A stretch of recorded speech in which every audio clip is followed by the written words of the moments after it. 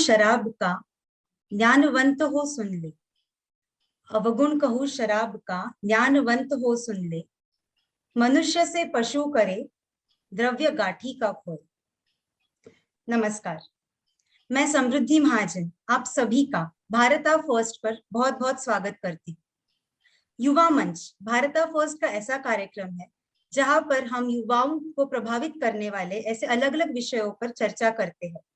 और आज के इस अंक में हमारा विषय है drug menace in youth.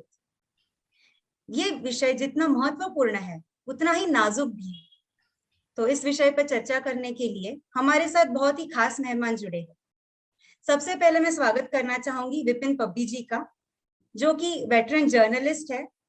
Indian express Chandigarh addition के ये रेसिडेंट एडिटर रह चुके हैं और presently he is HOD for journalism and mass communication in Solan based Shoolini university. ये फ्रीलांसिंग जर्नलिज्म की प्रैक्टिस करते हैं और इसके पूर्व ये 2 बुक्स के ऑथर भी रह चुके हैं। बहुत बहुत स्वागत है विपिन जी आपका। Thank you for having me. इसके बाद हमारे साथ जुड़े हैं डॉक्टर मंतोष कुमार, जो कि एक साइकाइट्रिस्ट है और सुकून हेल्थ हॉस्पिटल गुड़गांव यहाँ पे अपनी सेवाएं देते हैं।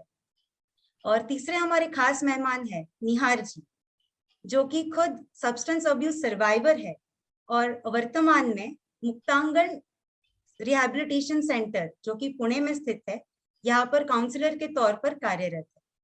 मैं हमारे तीनों गेस्ट का बहुत बहुत अभिनंदन करती हूँ और धन्यवाद करती हूँ हमारे साथ जुड़ने के लिए। तो इस तरह हम हमारे चर्चा के लिए आगे बढ़ते हैं। सबसे पहला मेरा सवाल विपिन जी आपसे है जी कि ये सब्सटेंस अब्यूज की समस्या है, ये कितनी गंभीर है और हमारे देश में ये कौन से एज ग्रुप में इसके आंकड़े ज्यादा देखने को मिलते हैं? जी ऐसा है कि ये जो प्रॉब्लम है ये इंक्रीज करी जा रही है और खासतौर पे कुछ ऐसे पर्टिकुलर एरियाज हैं, कुछ रीजन्स हैं जहां पर ये ज्यादा है, एवरेज से ज्यादा है। फॉर इंस्टेंस कुछ एरिया पंजाब के, ज्यादातर पंजाब में काफी एरियाज हैं जो अफेक्टेड हैं, खासतौर पर जो बॉर्डर के साथ लगते हैं। और उसके अलावा नॉर्थ ईस्ट में कुछ स्टेट्स हैं जहां पर ये ज्यादा है और साथ साथ में ऑफ कोर्स बाकी स्टेट्स भी हैं जैसे महाराष्ट्र और सदर्न स्टेट्स। तो उसके अंदर ये है, ये क्वांटिफाई करना बड़ा मुश्किल है कि कितना है। लेकिन मेरे अनुभव के मुताबिक, जैसे कि मैं पहले एडिटर रहा हूँ और जैसे अब मैं स्टूडेंट्स के साथ रहता हूँ, तो वो देखने में मिला है कि ये इंक्रीज कर रहा है ट्रेंड। ये गेस करना बड़ा मुश्किल है कि कितना होगा परसेंटेज, ये शायद कोई फिगर्स बता सके इनमें से जो मेरे साथ 2 पैनलिस्ट हैं। लेकिन मेरे को जहां तक ये लग रहा है कि ये थोड़ा इंक्रीज पर है, ये बढ़ ही रहा है, ये कम नहीं हो रहा है, ये बढ़ रही है प्रॉब्लम। और हमें देखने से पता लग जाता है कि इन कौन से ऐसे स्टूडेंट्स हैं जो ऐसा ड्रग अब्यूज कर रहे हैं। वो इंडिकेशंस एज ए टीचर हमें मिल जाती है। राइट, बिल्कुल।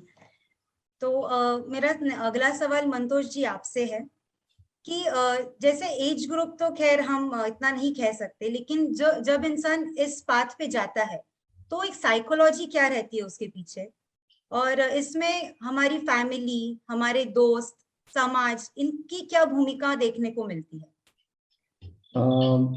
मैं इसमें पहले तो सर जो डॉक्टर मिस्टर विपिन ने जो बोला उसमें थोड़ा सा ऐड करना चाहूँगा कि एक नेशनल सर्वे हुआ था, बहुत पहले हुआ था 2013 में।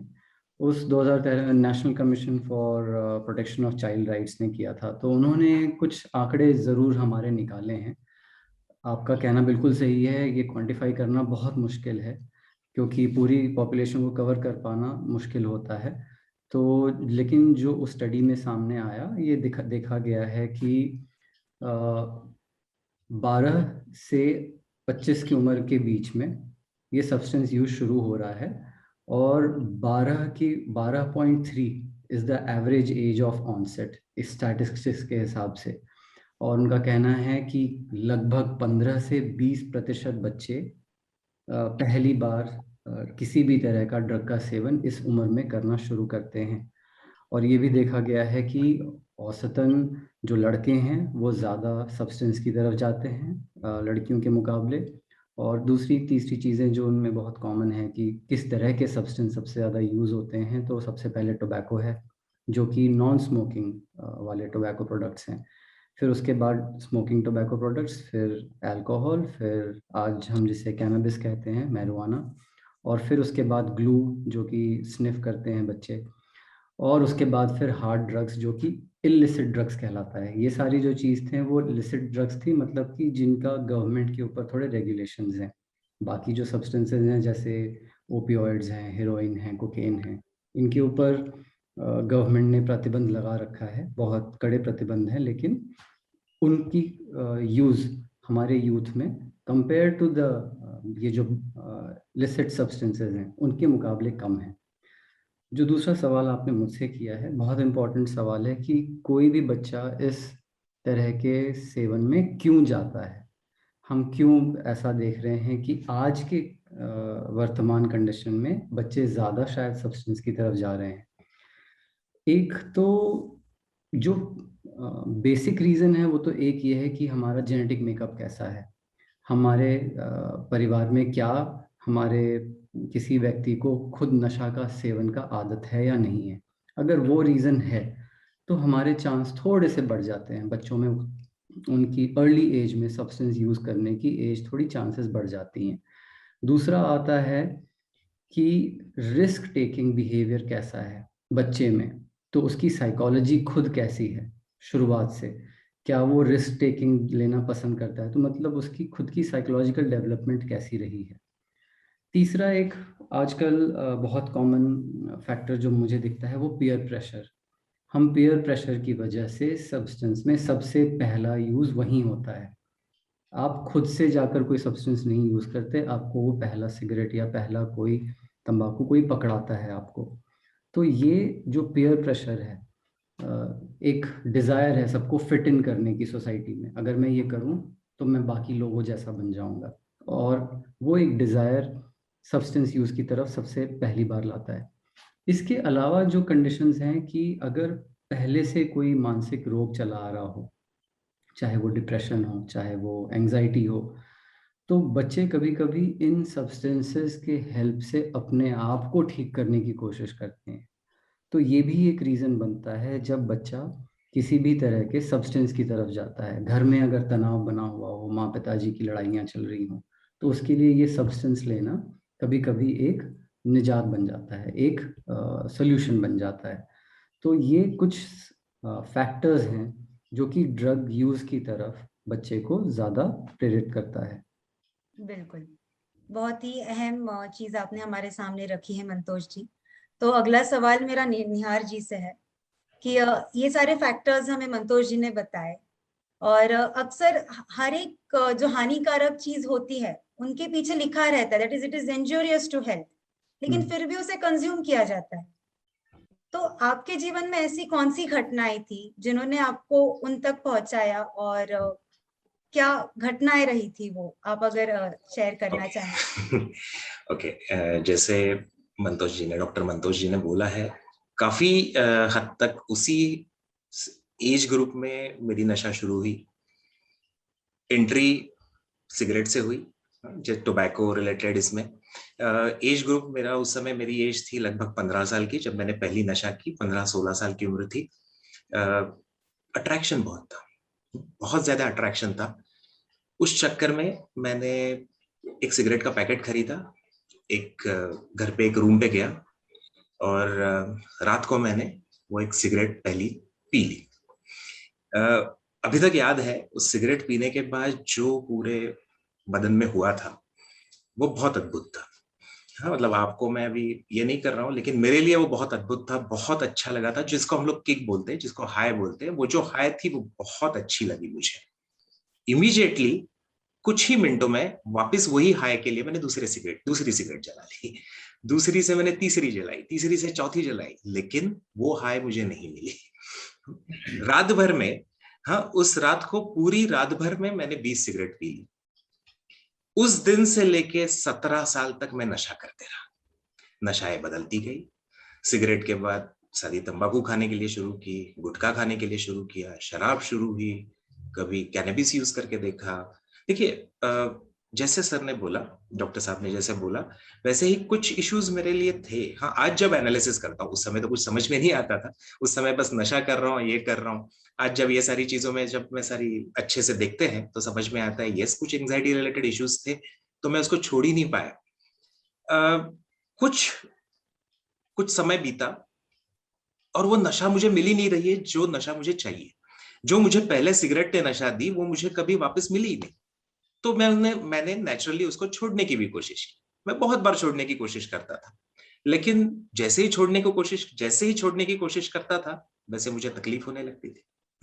अभी ये जो तकलीफ है, जिन्हें हम विड्रॉल सिम्टम्स कहते हैं, उस समय तो मालूम नहीं था विड्रॉल सिम्टम्स है, ये कितनी देर चलेंगे, कैसे चलेंगे, क्या चलेंगे।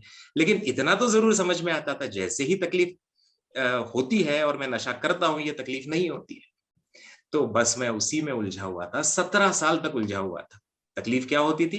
तो मुझे पल्पिटेशन बहुत होता था, पसीना पसीना हो जाता था, बेचैनी होती थी, मेरे पेट में आग पड़ जाती थी, बहुत ज्यादा एसिडिटी बढ़ जाती थी, रात को नींद नहीं आती थी, चिड़चिड़ापन महसूस होता था। ये सारी चीजें एक्चुअली अगर हम देखेंगे, जैसे ही हम नशा छोड़ते हैं, कुछ समय के लिए ही होती है। लगभग हर नशे के लिए वो अलग है, लेकिन लगभग 7 से 15 दिन जो आराम से डॉक्टर मंतोष जी जैसे जो भी साइकेट्रिस्ट है उनको मैनेज कर सकते हैं। लेकिन चाहत होते हुए भी मुझे ये मालूम ही नहीं था, ये रास्ता ही मुझे मालूम नहीं था। तब मुझे जिस सेंटर में आज मैं काम करता हूँ, मुक्तांगन रिहैबिलिटेशन सेंटर, वहां पे मुझे एडमिट किया गया 2011 में। जब मैं एडमिट हुआ तभी भी मैं डरा हुआ था। मैं बोला कि जैसे मैं नशा छोड़ूंगा मुझे तो तकलीफ होगी, पता नहीं नशे के बगैर मैं कैसे रहूंगा। कम से कम सिगरेट तो चाहिए, कम से कम तंबाकू तो चाहिए। मुक्तांगन में हम किसी भी नशे को छोटी नशा नहीं समझते। हर नशा ड्रग ही है, कोई ना कोई सब्सटेंस, भले ही वो तंबाकू हो, अल्कोहल हो, गांजा हो, ओपिएट्स हो, ओपियोइड्स हो, या जो भी नशे हो, सारी नशाओं के प्रति हम लोग उतना ही ध्यान देते हैं जितना किसी भी बड़े नशा की तरफ देखते हैं। तो यहाँ पे ना तंबाकू मिली, ना सिगरेट मिली, ना कुछ मिली, बेचैनी बढ़ते जा रही थी। तब साइकेट्रिस्ट हेल्प में आए, काउंसलर्स हेल्प में आए, उन्होंने इतना ही समझाया, बेटे बस ये कुछ समय की बात है, हाँ तू छोड़ना तो चाहता है। मैं बोला बिल्कुल छोड़ना चाहता हूँ, ये सही नहीं कर रहा हूँ, जो कुछ भी कर रहा हूँ बिल्कुल सही नहीं कर रहा हूँ, मुझे इसमें से बाहर निकलना बहुत जरूरी है। तो बोले अगर निकलना जरूरी है तो कुछ समय के लिए झेलना है, तेरी तकलीफ कम हो इसके लिए हम दवाइयां देंगे। और वो दवाइयां काम कर गई, 7 से 10 दिन की दवाई, उसके आगे अभी 10 साल हो गए, कभी वापस नशा करने की जरूरत ही नहीं पड़ी। तो ये तरीका एक होता है। देखिए डॉक्टर साहब ऐसे बहुत सारे पेशेंट्स को ट्रीट करते रहेंगे। हाँ, क्यों नशा शुरू हुई वो सोच के अभी फायदा नहीं होता है। हाँ, मेरे जैसे लोगों को जो ऑलरेडी नशे में है, हाँ जो नशे में है उनको नशा छोड़ना यही एक तरीका होता है। हाँ, जिन्होंने आज तक नशा नहीं किया है उनके लिए हम लोग जरूर बोलेंगे कि करके मत देखो, नहीं तो मेरे जैसे अटक जाओगे। अभी मैं शायद एंग्जाइटी के लिए अटक गया, कोई डिप्रेशन के लिए अटकेगा, कोई रिस्क टेकिंग बिहेवियर के लिए अटकेगा। मैं एंग्जाइटी वाला आदमी हूँ, डॉक्टर साहब ने बोला वैसे रिस्क टेकिंग नहीं, मैं तो किसी भी रिस्क से 10 फीट दूर ही रहता हूँ। जहां पे मुझे बोला जाएगा उससे दूर रहता हूँ, फिर भी इतना रिस्क टेकिंग बिहेवियर मैंने किया है। करेक्ट। तो हर एक के कुछ ना कुछ प्रॉब्लम्स होते हैं, हर एक, देखिए आदमी अलग है, डॉक्टर साहब तो ऐसे अलग अलग आदमियों को देखते रहेंगे। नशा अगर करते हैं, वो केमिकल के साथ आपका अगर ब्रेन जुड़ गया और वो केमिकल की आदत पड़ गई तो उसमें से बाहर निकलना बहुत मुश्किल है। हाँ, वर्ल्ड वाइड अगर हम लोग देखेंगे 100 लोग जो नशा छोड़ने की कोशिश करते हैं, लगभग 2 या 3 लोग उसमें से बाहर निकल पाते हैं, बाकी 97 लोग उसी में वापस अटके हुए रहते हैं। रिलैप्स है, स्लिप है, रिलैप्स है, सब कुछ है। आज हम लोग हमेशा देखते हैं क्यों, क्या रीजन, कुछ नहीं होता है। बेस्ट वे, अगर आपने जिंदगी में कभी भी नशा नहीं किया तो उसकी तरफ जाओ मत। यही हम कहेंगे। हाँ, सोशल यूज ये कुछ होता नहीं है। सोशल यूज करने की कोशिश करते करते ही लोग शिकार बन जाते हैं उसके। हाँ, हमारे पास जो भी यहाँ पे आज एडमिशन के लिए आते हैं, कभी ना कभी तो सोशल ड्रिंकर हुआ करते हैं, कभी ना कभी तो सोशल यूजर्स होते हैं, लेकिन आज के तारीख में तो नशेबाज हो जाते हैं। तो कोई बोल नहीं सकता है नशेबाज कब कौन कैसे बनेगा। डॉक्टर साहब ने अभी 2013-14 के सर्वे की बात की, उसके बाद 2018 में भी एक नेशनल सर्वे हुआ, Muktangan was a part of it. Covid के वजह से वो पब्लिश नहीं हो पाया एक्चुअली वो सर्वे। उसमें ये कहा गया है, देखिए जो एज ग्रुप डॉक्टर साहब ने बताया वो कंटिन्यू है। 12 से 25 साल की उम्र में सबसे पहले यूज होता है। बदला क्या है, तो जो सोशल यूजर्स पहले थे, 100 सोशल यूजर्स में से लगभग 15 लोग एडिक्ट बनते थे, ये उस समय का ये कहता था। तो आज का नेशनल सर्वे जो हम लोगों ने किया है, डेटा हमारे पास है, उसमें लगभग यही चीज 23-24 लोगों की पहुंच गई है। तो आइडियली सोशल यूज अगर नहीं करे तो इट इज ऑलवेज बेटर। बिल्कुल, बहुत ही अहम चीजें आपने हमारे सामने रखी है निहार जी, एक और बार फिर। तो इसके साथ मतलब ये तो बढ़ रहा है, जैसा अब तीनों का कहना है, that the substance abuse issue is growing. तो मेरा ये सवाल है, मंतोष जी आपके पास फिर से आना चाहूंगी मैं, कि जब नशा मुक्ति के उद्देश्य से आपके पास आते हैं, तो जैसे निहार जी सेल्फ मोटिवेटेड थे, तो ऐसे कितने लोग होते हैं जो सेल्फ मोटिवेटेड होते हैं या फिर बाय फोर्स आते हैं, और कौन से स्टेज पे आते हैं? अर्ली स्टेज होती है या एक्सट्रीम स्टेज पे आते हैं, and how do you deal with those people? तो थैंक यू। एंड निहार जी, बहुत अच्छा आपने स्टोरी अपना शेयर किया। आई रियली अप्रिशिएट कि सामने आकर मंच पे अपनी बारे में अपनी बातें बताना, वो भी खुल के सारी बातें। अगर हम आपकी स्मृति, आपकी क्वेश्चन की बात करें, तो जो हम मोटिवेशन की बात करते हैं कि कौन नशा से बाहर निकलना चाहता है, उसको हम एक स्टेज में काउंट करते हैं कि क्या वो बच्चा, क्या वो बुजुर्ग, क्या वो इंसान सोच भी रहा है छोड़ने की या नहीं छोड़ने की। कॉन्टम्पलेशन उसे कहते हैं, प्री कॉन्टम्पलेशन। उसे सच लगता ही नहीं है कि नशा उसके लिए एक प्रॉब्लम है। तो प्री कॉन्टम स्टेज में कोई भी सामने नहीं आता। हाँ, घर वाले परेशान हो रहे होते हैं, उनके रिश्तेदार परेशान हो रहे होते हैं, बट जिस बच्चे की हम बात कर रहे हैं उसको ये परेशानी नहीं लगती। भले ही उसकी परेशानी में विड्रॉवल्स होंगे, भले ही उसको टॉलरेंस हो गई है, भले ही उसको क्रेविंग हो रही है, या उसका स्कूल परफॉर्मेंस भी कम हो रहा हो, लेकिन वो इन सारी चीज़ों को अपने नशे के साथ नहीं जोड़ पाता। तो वो प्री कॉन्टम्पलेट भी नहीं कर रहा है कि मुझे नशा नहीं करना चाहिए। उसके बाद आता है कॉन्टम्पलेशन स्टेज, जहाँ पे बच्चे को थोड़ी बहुत समझ या सूझबूझ होती है। जैसे स्कूल में मिस कर रहे हैं क्लासेस, तो वहाँ से कंप्लेन आनी शुरू हो गई। बच्चे ने सोचा तो हाँ, वो किसी नशे की वजह से नहीं जा पाए, तो कहीं ना कहीं जुड़ने लगता है कि मेरी घबराहट, बेचैनी हो रही थी, क्या वो बढ़ गई नशा लेने के बाद? क्या, जैसे विड्रॉवल्स की बात की निहार जी ने, तो कभी कभी ये समझ में आना शुरू हो जाता है कि जब भी मैं नशा नहीं करता हूँ तो मुझे कोई परेशानी हो रही होती है, या मेरे घर में लड़ाइयाँ मेरी वजह से बढ़ना शुरू हो गई हैं, तो सोशल इम्प्लीकेशन भी आ गया है। तो कॉन्टम्पलेशन स्टेज में आ जाते हैं कि हाँ, शायद मुझे कुछ करना चाहिए। उसके बाद आता है एक्शन स्टेज। एक्शन स्टेज का मतलब बच्चा पेरेंट्स के पास जाएगा, या पेरेंट्स डिस्कशन करना शुरू करते हैं, एंड फिर वो सीख करते हैं हेल्प कि किसके पास जाना चाहिए। कभी कभी पहले साइकोलॉजिस्ट के पास, जो मनोचिकित्सक होते हैं, उनके पास जाते हैं, उनसे बात शुरू होती है। आउट पेशेंट बेसिस पे कभी कभी इलाज शुरू किया जाता है। अगर जो क्वांटिटी है किसी भी सब्सटेंस की, अगर वो कम मात्रा में हो, तो ज़रूरी नहीं कि हम एडमिशन ही बोलें कि किसी नशा मुक्ति केंद्र में या अस्पताल में भर्ती होकर इलाज करके बाहर डिस्चार्ज किया जाए। हम कभी कभी सोचते हैं कि आउट पेशेंट बेसिस पे भी पहला स्टेप लिया जा सकता है, अगर क्वांटिटी कम है, सब्सटेंस ऐसी है जिसको हम आउट पेशेंट बेसिस पे मैनेज कर सकें। लेकिन अगर मुझसे ये पूछा जाए कि दोनों में कौन सा ऑप्शन बेटर है, तो डेफिनेटली इन पेशेंट, मतलब अस्पताल के अंदर या रिहैब के अंदर भर्ती रहकर इलाज करना ज़्यादा अच्छा होता है एक्शन स्टेज में। एक्शन स्टेज का मतलब मोटिवेशन है बच्चे में, तो वो छोड़ने की कोशिश कर रहा है। अगर हम उसे हॉस्पिटल के बाहर रखते हैं तो उसके क्यूज बहुत रहेंगे, उसकी रिस्ट्रिक्शन नहीं है एनवायरनमेंट में, तो ज़रा भी विड्रॉवल होते ही वो सब्सटेंस की तरफ जाने के लिए अग्रसर हो जाएगा। तो इसीलिए हम कहते हैं कि अगर रिस्ट्रिक्टेड एनवायरनमेंट में रहकर इलाज शुरू किया जाए तो ज़्यादा सक्सेसफुल होता है इलाज। तो इसीलिए इन पेशेंट में रहकर पहले डिटॉक्स करते हैं, डिटॉक्स करने के बाद डी एडिक्शन प्रोग्राम शुरू हो जाता है। डिटॉक्स करना हॉस्पिटल के अंदर ज़्यादा अच्छा होता है, ताकि विड्रॉवल्स जितने भी सिम्टम्स हैं, चाहे वो बेचैनी है, घबराहट है, हाथ पैरों में मरोड़ उठना, दर्द उठना, आँख से पानी, नाक से पानी, नींद ना आना, गुस्सा आना, मूड का चेंज होना, कभी कभी सुइसाइडल थॉट्स भी आ जाना।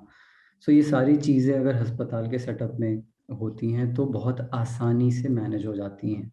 हम किसी भी पेशेंट को इतनी ज़्यादा सिवियरिटी पे पहुंचने ही नहीं देते जितना वो घर पे शायद महसूस करे, तो वो टाइड ओवर हो जाता है। और जैसे निहार ने बताया, बहुत सही बताया, 5 से 15 दिन के बीच में ये विड्रॉवल्स अलग अलग सब्सटेंसेस में ख़त्म हो ही जाता है, जो कि किसी भी इंसान को विश्वास नहीं होता। उनको लगता है कि अब मैं ऐसा ही रहूँगा, तो विड्रॉल्स बहुत डरावना होता है, जिसकी वजह से सब्सटेंस की तरफ वापस चले जाते हैं।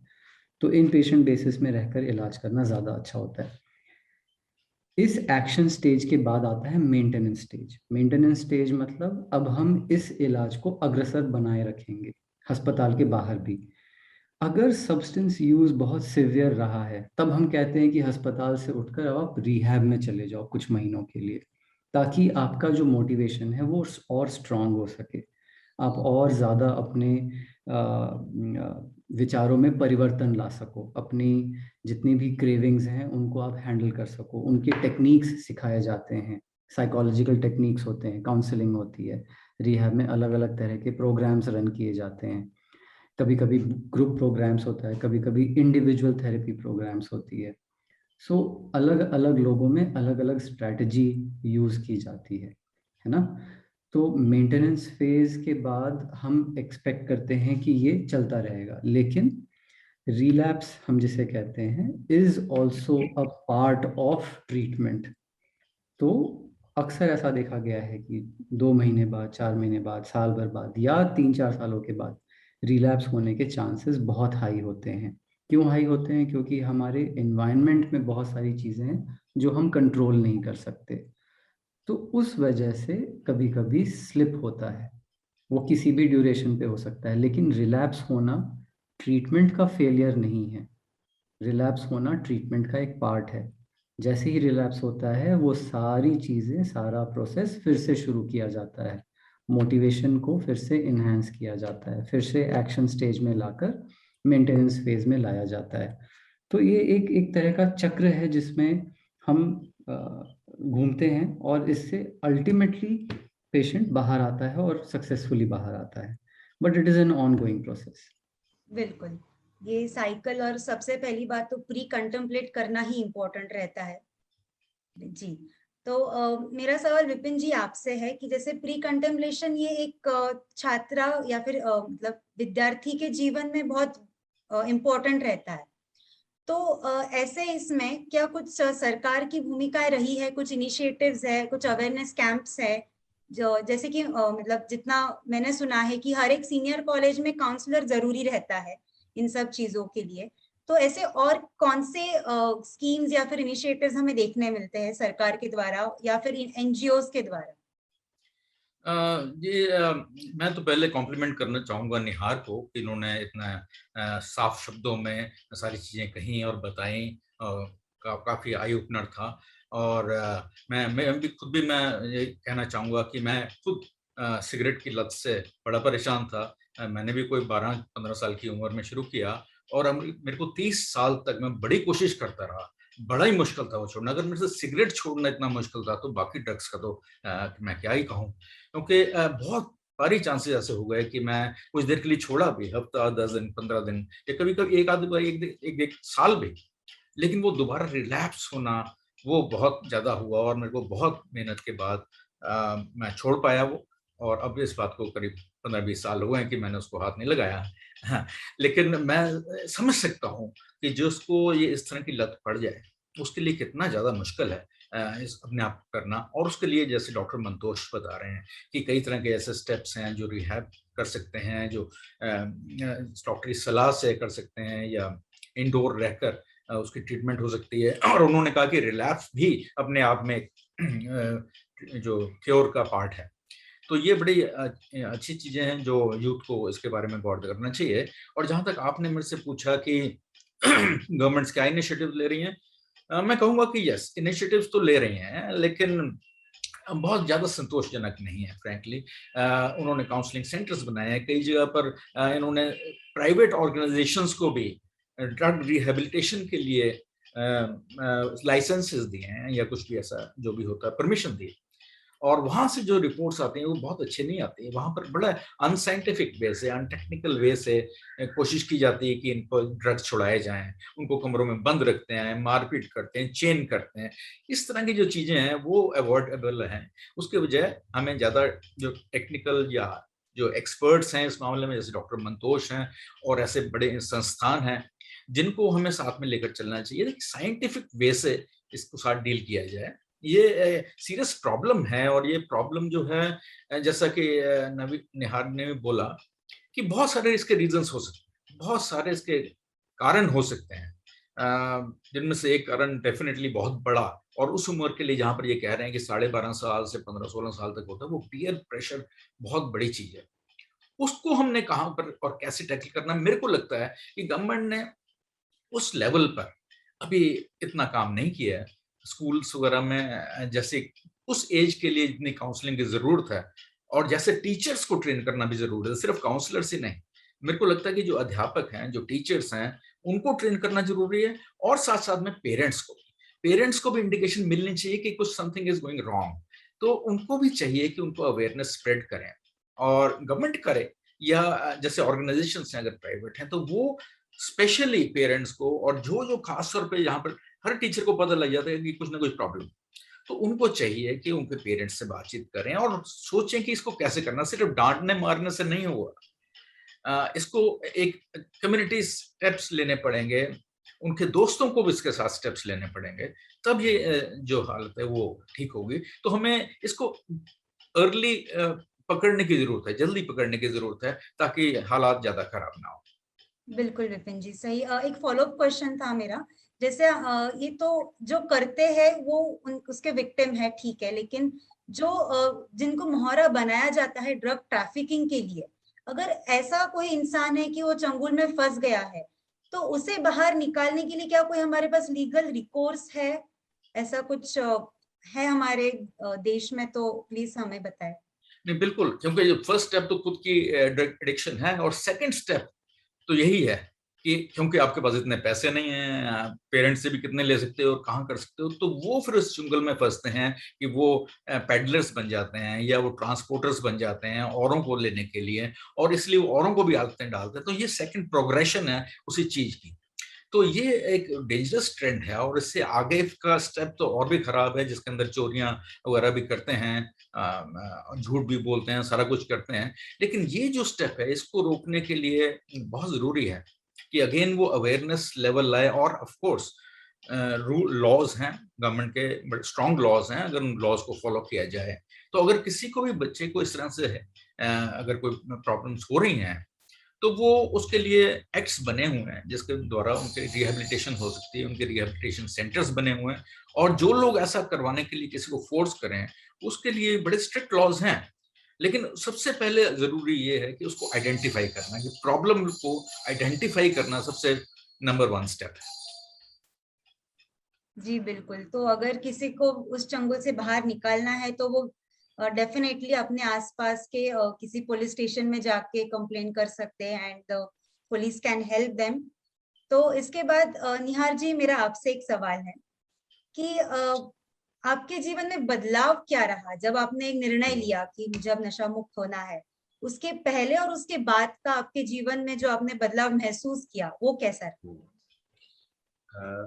एक्चुअली सब काम चल रहे थे अच्छे से मैं नशा कर रहा था लेकिन काम भी कर रहा था। वैसे कुछ अलग नहीं हुआ। हाँ, लेकिन बदलाव ये हुआ कि जैसे ही मैं इसमें से बाहर निकला तो मुझे समझ में आ रहा है इट इज इम्पोर्टेंट कि मैं भी कुछ करूं सोसाइटी के लिए, कहीं ना कहीं पे कुछ करूं। इसीलिए मैं यही सेंटर में अभी काम करता हूं। जिन्होंने मुझे इसमें से बाहर निकाला is one of the oldest centres.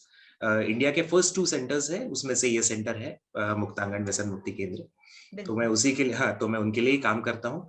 तो जो विपिन जी से जो आपने सवाल पूछा था उससे रिलेटेड काफी चीजों का काम हम करते हैं, जिसका मैं एचओडी भी हूँ, अवेयरनेस पार्ट का एचओडी हूँ।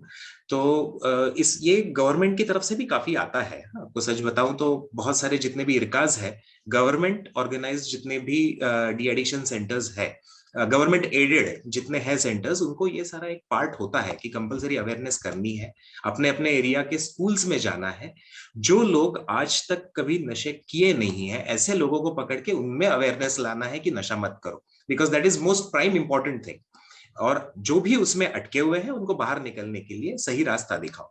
तो ये दोनों पार्ट का काम हम लोग जरूर करते हैं। आज हम लोग एडेड नहीं है, हम लोगों को कोई भी एड नहीं आती है, लेकिन एक जमाने में आती थी।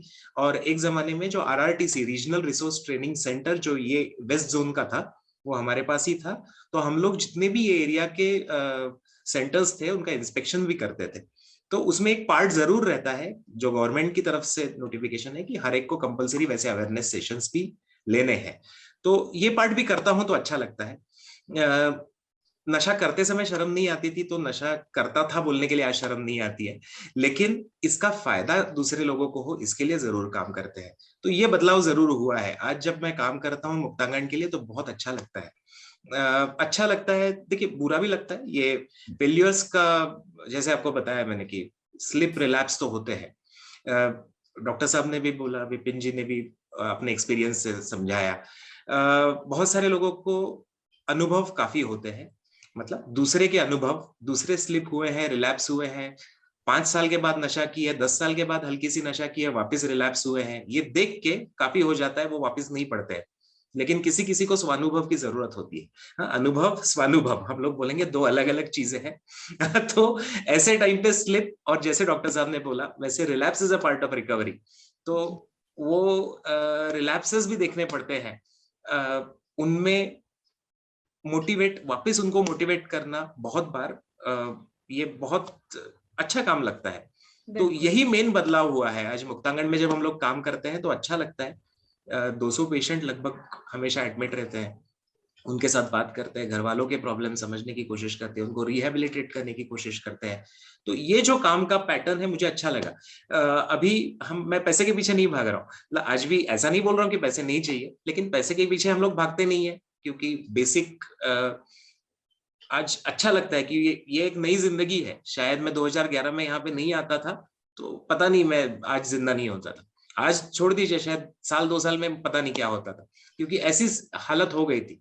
आज पूरी लाइफ नॉर्मल है, सब कुछ है, वाइफ है, बच्चा है, अच्छी जिंदगी गई है। तो ये कहीं ना कहीं पे वापस देने की और दूसरों को इसमें से हेल्प करने की कोशिश ये जरूर करते हैं हम लोग।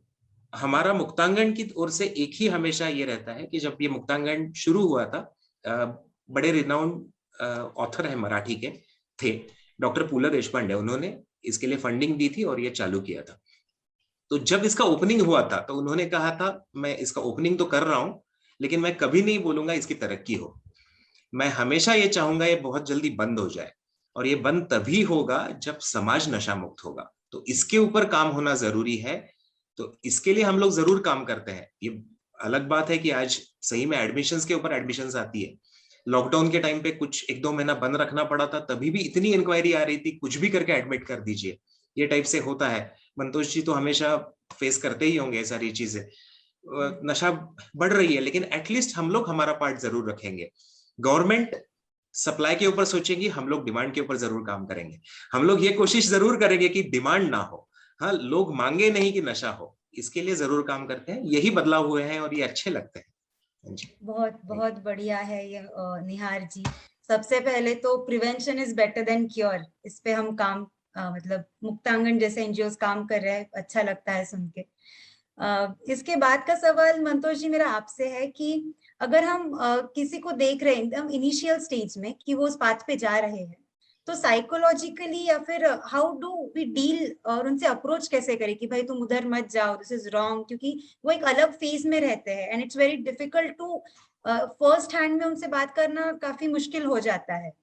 एज अ मतलब फैमिली हो या फिर दोस्त के हिसाब से हम कैसे बात कर सकते हैं उनसे? बहुत इम्पोर्टेंट सवाल आपने पूछा, और इनफैक्ट बहुत सारे पेरेंट्स इसी सवाल के साथ हमारे पास आते हैं बिना अपने बच्चे के, कि अभी हमें ऐसा लग रहा है और आगे अब क्या करना चाहिए। मेरा हमेशा से यही उनके साथ जवाब रहता है, कभी भी गुस्से में कोई बात नहीं करनी है। तब बात करनी है जब आपको पता है कि बच्चे ने कोई नशा नहीं कर रखा हो, क्योंकि अगर नशे की हालत में है उस समय बात करना व्यर्थ है। उस समय आप नशे की आदत को और बढ़ावा ही दोगे, क्योंकि वो कन्फ्रंटेशन और लड़ाई बनेगी। तो उसी चीज़ से तो हमें दूर हटना है, क्योंकि बच्चा अगर नशे की तरफ जा रहा है तो कि न किसी तरह की साइकोलॉजिकल स्ट्रेस में भी होगा। तो हमें वो स्ट्रेस ख़त्म करने हैं। तो सबसे पहला ये है कि जो भी बात करनी है, ऐसे समय करिए जब आप गुस्से में ना हो और दूसरा बच्चा आपका नशे में ना हो। जब भी ये बात करें, आप बच्चे की सुने, बच्चे को बोलना नहीं है। हम अक्सर ये गलती करते हैं कि हम अपनी बातें बोलते रहते हैं, हम सुनते कम हैं। तो ये साइकोलॉजिकली बहुत हेल्पफुल होता है अगर हम बच्चे की सुने, वो किस वजह से नशे की तरफ जा रहा है या नशे की वजह से क्या परेशानी आ रही है, क्या वो इन चीज़ों से मुक्ति उसको चाहिए, क्या वो नहीं चाहिए, क्या कैसे नशा एक यंग ब्रेन को खराब करता है, आप उसके बारे में बच्चे को समझा सकते हो। यंग ब्रेन जो है 25 साल की उम्र तक डेवलप कर रहा होता है। बच्चे का जो frontal part of the brain है, वो सोचने समझने की क्षमता उसी समय बन रही होती है। तो ये बातें अगर बच्चे को बिठाकर समझाया जा सके तो हम एक पहला स्टेप ले सकते हैं। हमेशा अगर आपने कहा कि बहुत शुरुआती लक्षण अगर मिले, शुरुआती लक्षण पकड़ना भी बहुत इम्पोर्टेंट है। शुरुआती लक्षण पकड़ने के लिए जैसे हम कहते हैं कि अचानक दोस्तों से कम मिलना या दोस्त अलग से हो जाने, बदल जाने, कपड़ों में, पहनावे में बदलाव आ जाना, स्कूल से मिस करना, स्कूल से कंप्लेंट्स आना, घर में पैसे गायब होना, छोटी छोटी अमाउंट्स। तो ये सारी चीज़ें हमें पकड़ने में मदद करेंगी। तो ये अवेयरनेस भी होनी चाहिए फैमिलीज़ में, पेरेंट्स में। सो ये है कि बैठकर समझकर चीज़ों को और उसके बाद एक पहला स्टेप लें। हमेशा पहले स्टेप में मैं हमेशा कहता हूँ, अगर इनिशियल स्टेज है तो एक थेरेपिस्ट के पास पहले जाएं, एक काउंसलर के पास पहले जाएं। अगर वहाँ से बात लगती है कि नहीं बन रही या हम नशे की आदत से बाहर नहीं निकल पा रहे, तो फिर हम एक ट्रीटमेंट के लिए किसी साइकाइट्रिस्ट से मिलेंगे। बिल्कुल मंतोष जी, यानी जब पानी ठंडा हो, शांत हो, तब बात की जाए। उबले हुए पानी में हाथ डालना हानिकारक है इस मामले में भी।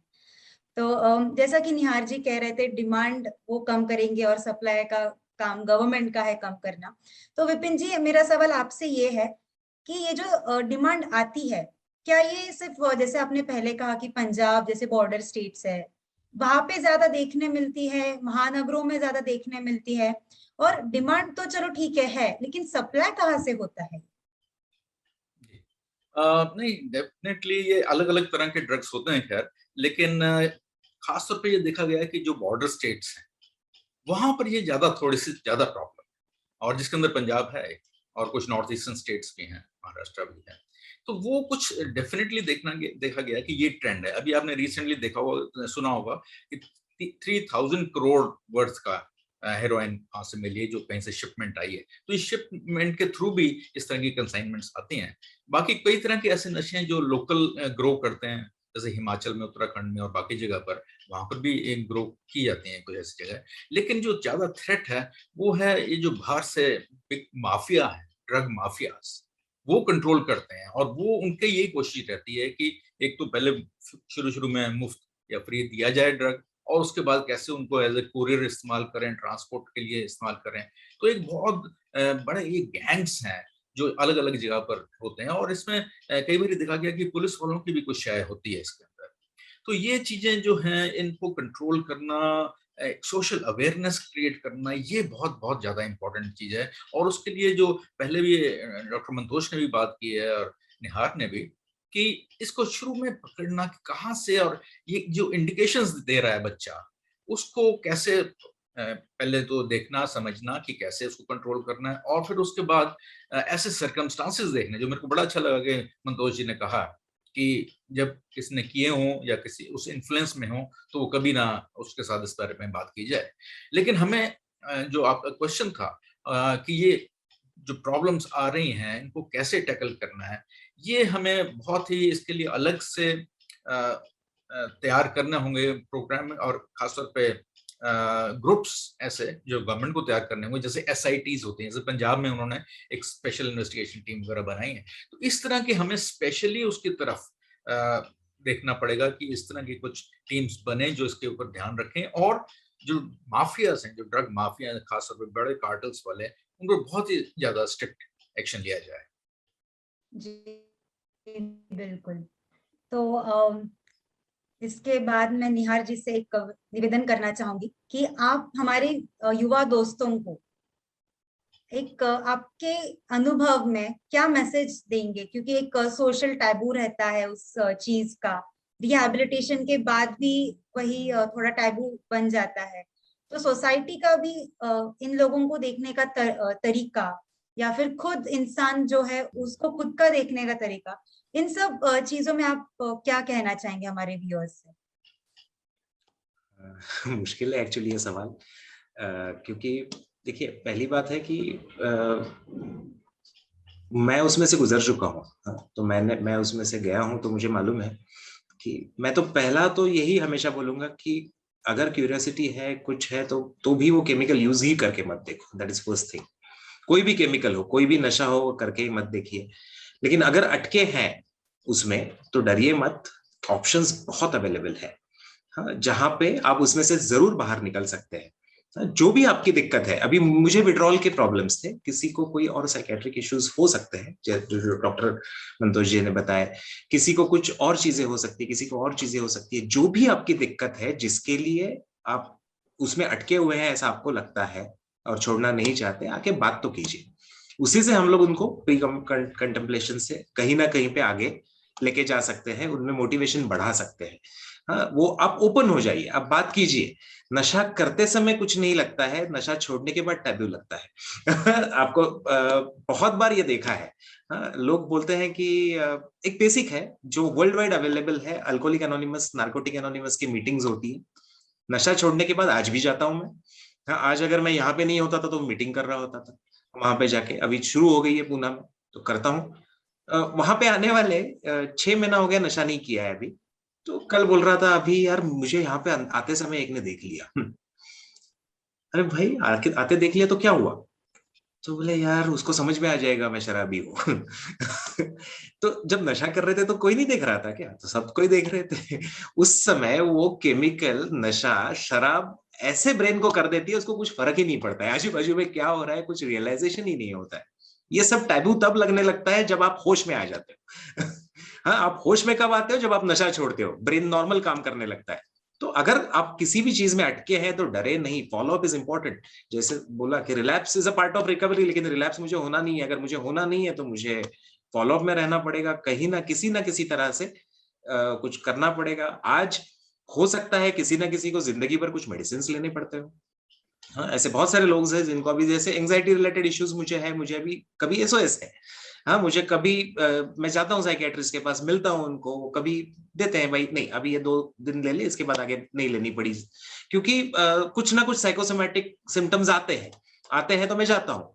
लेकिन लोग जाने के लिए शर्माते हैं, बोलते हैं अभी क्यों जाए। अभी क्या करे? नहीं, उसमें नहीं। This is not a taboo, this is requirement. I don't know, mental health के लिए बहुत बार देखा है इंडिया में, काफी हद तक इसको एक टैबू के जैसे देखा जाता है। जैसे बीपी है, बीपी होता है तो चलता है, शुगर होती है तो चलती है। हाँ, लेकिन अगर मुझे एंजाइटी या डिप्रेशन होता है तो नहीं चलता है। एक बेसिक है। तो ये सारी चीजें मुझे ऐसा लगता है we should open up. Youngsters में भी हो सकती है, एजेड्स में भी हो सकती है, किसी में भी हो सकती है। तो यही मेनली संदेश रहेगा, मुझे तो लगता है कि जहां पे भी हो ज्यादा से ज्यादा हेल्प लीजिए। हर जगह पे हेल्प अवेलेबल है, आप हेल्प मांगोगे तो हेल्प जरूर मिलेगी। सही आपके मंच पे, हाँ आपके मंच पे आपने बुलाया है। और मैं तीनों की ओर से, विपिन जी की ओर से, डॉक्टर मंतोष जी की ओर से, मेरी मुक्तांगन की ओर से आपके बहुत बहुत शुक्रगुजार हूँ कि इस तरह के सेशंस अगर आप ज्यादा रखेंगे और ज्यादा से ज्यादा अगर ओपन फोरम ये सब लोगों तक पहुंचेगा तो लोग नशे की बीमारी से दूर भी रह सकते हैं, 100% रह सकते हैं। डॉक्टर साहब, शायद मेरे ख्याल से आप थोड़ा सा इसके ऊपर बोलेंगे, या विपिन जी आप बोलना चाहते हैं? माफ कीजिए। हाँ, विपिन जी आप बोलिए सर। मैं तो बेसिकली मैं आपने जो बातें कही बिल्कुल सही कही। मेरी तो एक काइंड ऑफ अपील मैं चाहता हूँ यंगस्टर्स के साथ, जो यूथ हैं, कि वो अपने दो दोस्त हैं उन पर ध्यान दें। अगर उनको लगे कि कोई इस तरफ बहक रहा है या इस तरह के नशे लेने की कोशिश कर रहा है, तो उनकी ये ड्यूटी बन जाती है कि वो उसको टैकल करें। आप जैसे डॉक्टर मंतोष ने कहा कि उस टाइम नहीं जब उसने किया हुआ नशा, लेकिन बाद में। और मेरा ख्याल है जैसे पीयर प्रेशर नेगेटिव होता है, वैसे पॉजिटिव भी हो सकता है अगर वो उसको ट्रीट करें, अगर वो अपने साथियों की बातें ज्यादा मानते हैं। तो मेरा ये कहना है कि जैसे ईच वन टीच वन होता है, तो उस तरह से हर एक यूथ को ये प्रण लेना चाहिए कि कोई भी उनके, चाहे वो दोस्त ना भी है, चाहे कोई और है यंगस्टर, अगर वो ऐसे राह पर चल रहा है तो उसको कैसे उसको टैकल करना है और उसको कैसे उसकी मदद करनी है ताकि वो इस चीज से बाहर आ सके। तो ये मेरा बड़ा अपील है यूथ से कि अगर आप किसी को भी देखें, और अगर आप सच्चे दोस्त हैं, अगर सच्चे दोस्त नहीं भी अच्छे, अगर आप अच्छे इंसान हैं, तो आप किसी और की जरूर मदद करें। ये बहुत ही महत्वपूर्ण बात विपिन सर ने आज हम युवाओं से कही है कि इंसान ही इंसान की मदद कर सकता है, और दोस्ती में अगर संगत सही है तो उसका असर और वो सफर दोनों ही बहुत खूबसूरत हो सकते हैं। निहार जी, मैं आपका तहे दिल से शुक्रिया करना चाहूंगी कि आप हमारे इस मंच पे आए और आपकी कहानी शेयर की। We respect you, we salute you for your bravery, और मुझे आशा है कि इस कहानी से कई लोग इंस्पायर जरूर हुए होंगे। ड्रग मीनांस इन यूथ, इस विषय पर अवगत कराना जितना युवाओं को जरूरी है, उतना ही महत्वपूर्ण है कि पेरेंट काउंसलिंग और टीचर काउंसलिंग पे भी ध्यान दिया जाए। मैं हमारे युवा दोस्तों से कहना चाहूंगी कि कोई भी समस्या हो तो डरे नहीं, बात करें। शॉर्ट टर्म गेन के लिए कहीं आप लॉन्ग टर्म पेन ना मोल ले रहे हो, इसका ध्यान रखें। तो हमारे साथ बनाए रहने के लिए बहुत बहुत धन्यवाद। अगर आपको हमारा कंटेंट पसंद है तो प्लीज लाइक, शेयर और सब्सक्राइब करें। हम ऐसे ही अलग अलग विषयों पर चर्चा करने के लिए युवा मंच के नए अंक के साथ वापस आएंगे। तब तक के लिए धन्यवाद। नमस्कार।